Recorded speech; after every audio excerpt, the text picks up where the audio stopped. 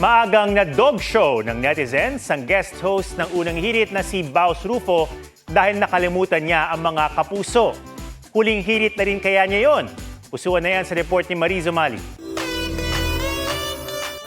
Diba? Kaya naman mga kapamilya, Unang hirit na kay ganda ba ito?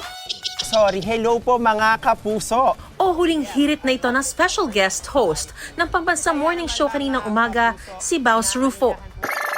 Kaaga-aga viral agad sa pagbating nakakauga. Diba? Kaya naman mga kapamilya, sunod nyo po kaming, hello po mga kapuso. Yes, I love it. It's my first time. It's live TV. Di ang isa sa celebrity peeps ng The People Have Spoken at host ng Dog Show Divas, dinog show na rin ng madla at kabado. Malala. Baka nga magka-memo agad on day 1. What's up mga kapuso?